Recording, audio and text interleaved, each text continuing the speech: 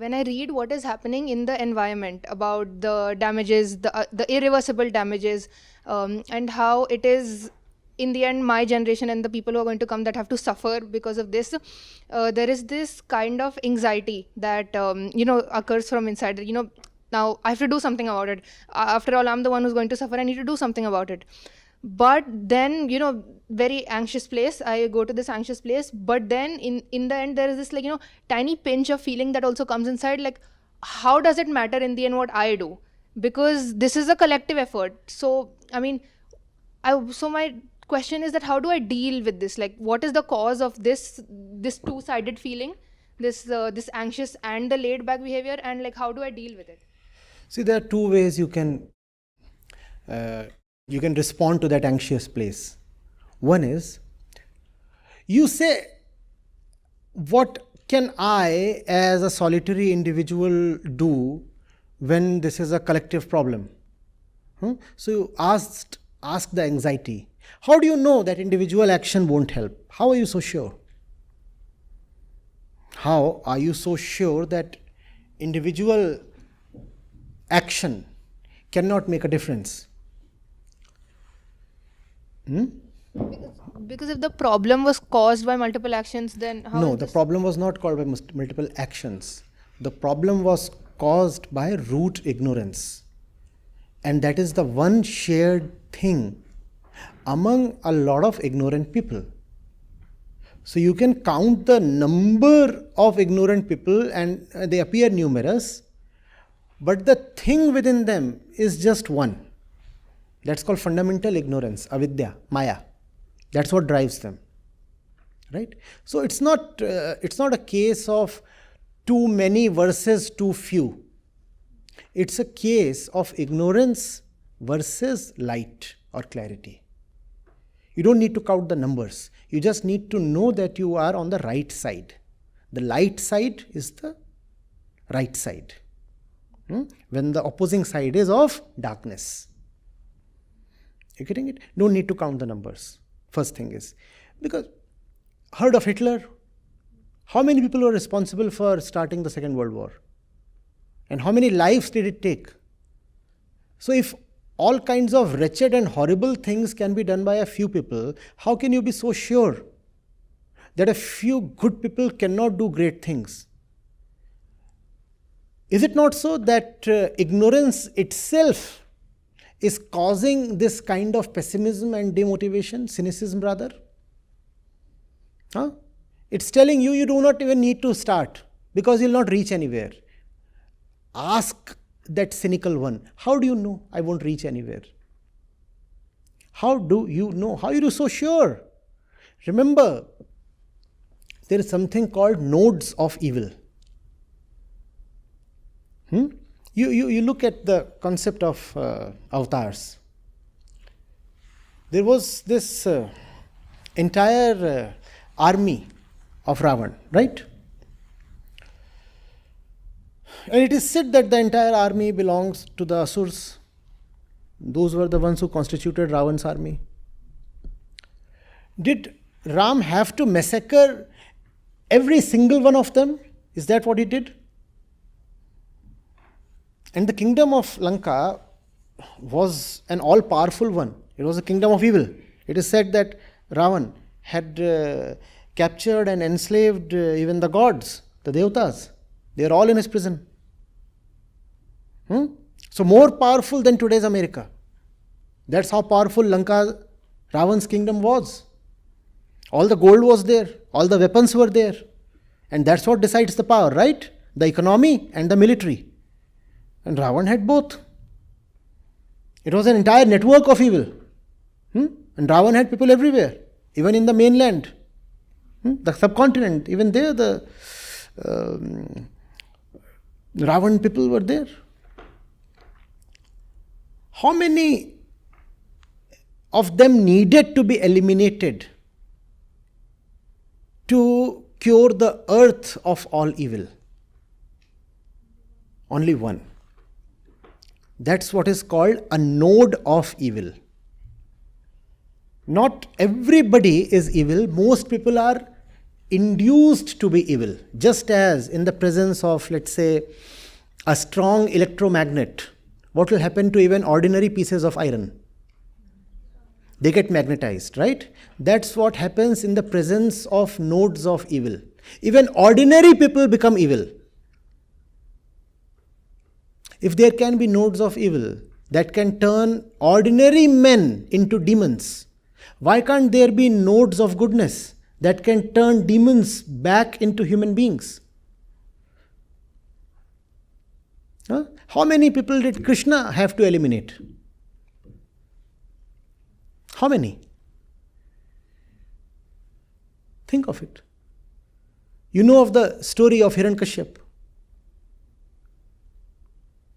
He surely had an entire army of evildoers. We don't even hear of them.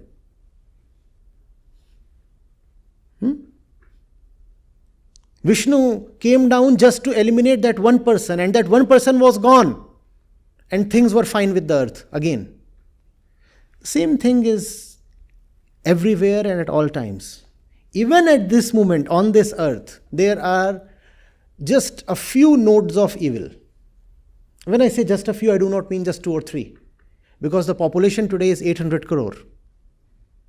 So back then, compared to the population, you had 4 or 5 nodes. Today you will have 400 or 500 nodes. If 400 and 500 bad people can turn the earth into hell, why can't just 400 good people restore the earth, its peace, its glory, its beauty? I'm asking you, please. The others are not evil. They are just in the field of a powerful evil electromagnet. Why can't you have a powerful field of your own? Why can't you demagnetize the ones who have been magnetized? Why can't you dehypnotize the ones who have been hypnotized? People have been sedated. Why can't you wake them up? Why do you believe that you are alone? No. There are millions waiting for you. Because it is our fundamental nature to be awake. And we have been anesthetized. We want to wake up. But the environment is full of chloroform. We are all waiting for someone to come and touch us and whisper to us and just shake us up a little with love. Why can't you be that person? I'm again asking you, if a handful of people can turn this earth into a veritable hell, why can't a handful of people wake this earth up into life and joy and love and beauty? Why is that not possible? I'm asking, please, why this cynicism? That too, as a young person. Please. Huh? And what we have been told by learned people is that goodness can win even with relatively smaller numbers and fewer resources. Whose army was bigger, Ram's or Ravan's? Which army was the better funded one and the better equipped one?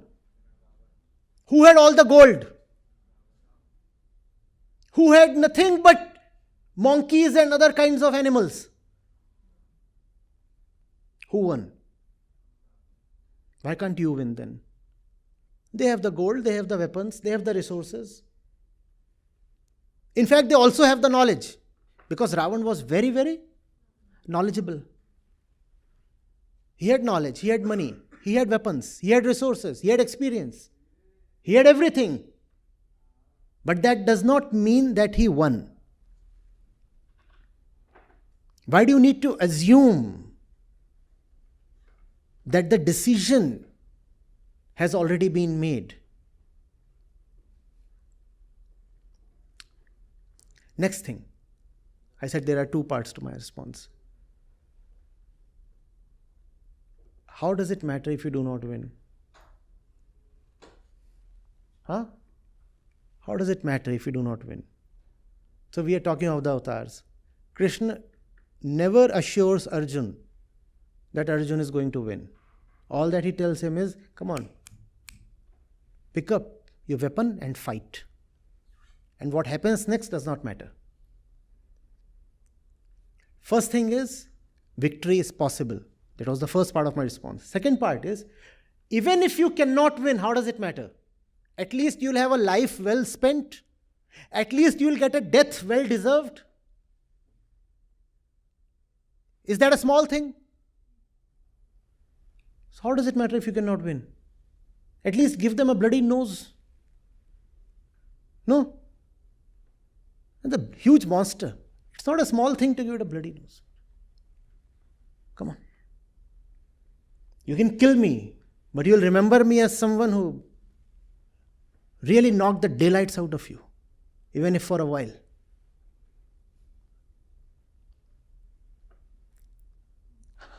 Does that not energize you? Yes, that's what.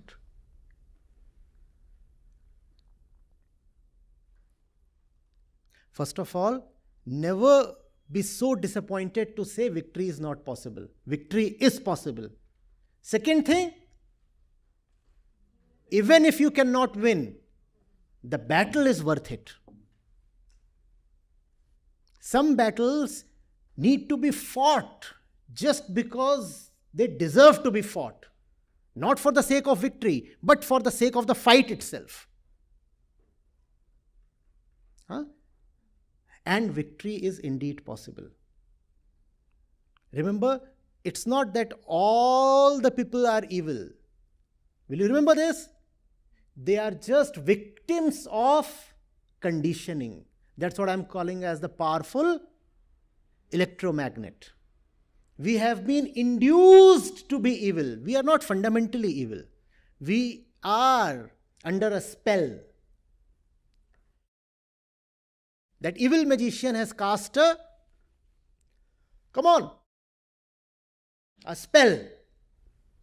We are all hypnotized since birth. That's what is called Maya. The most fundamental hypnosis, Maya. We are hypnotized. Just as somebody can hypnotize us, somebody can also break the hypnosis. It is possible. Never lose faith. It's possible. And even if you perish in the attempt, it's a life well lived. It's a death well deserved. There is glory not only in living, there is glory also in perishing. What's the problem if one perishes for the right reason? Or is there a problem? How long did Bhagat Singh live? Do you look at him as a loser?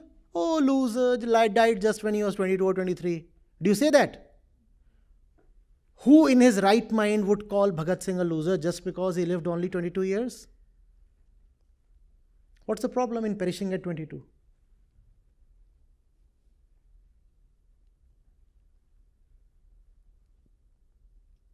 Fight the right battle, that's it.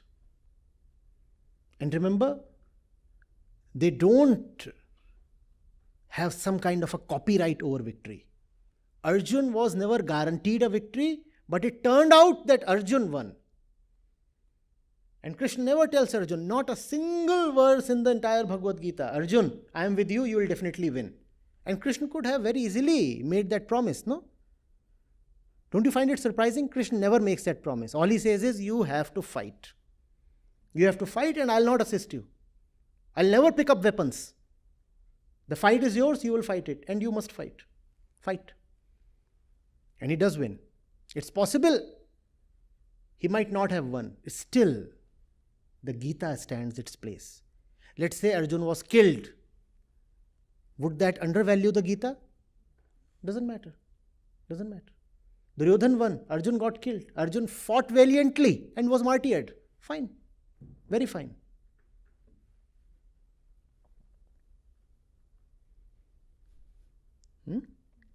So try and don't think too much of the result. The attempt is sufficient. Make it a heartful, honest attempt in love. Love the fight. That's real love.